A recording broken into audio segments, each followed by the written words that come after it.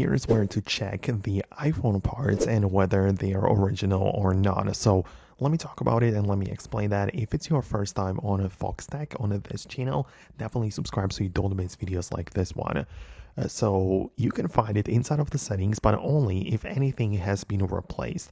If the phone has been used out of the box without any service history, then you will not even see this menu. So if I put two phones side by side, one that had the display replaced and other one which had nothing done on it, then you can see that upon going to the settings and tapping on a general in here, when you go to the about, you can see that one device here has the service history and a parts section in here, while the other one has nothing. And if it has nothing, then it's actually great because it just means that nothing has been replaced, everything is original.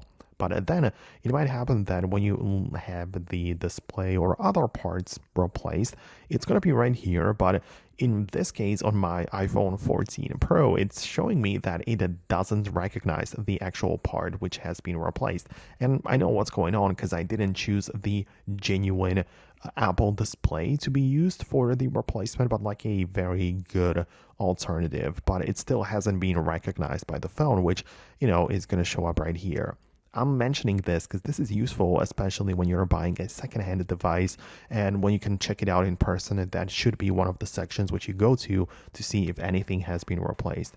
So yeah, even if it has been, replaced, you can see that this phone works normally. It's okay, everything is fine, but at least I need to know that it has been replaced, right? So that's something that you can check out. Let me know if you manage to find anything on your phone. Subscribe for more quick tips and videos like this one, and I'll catch you later.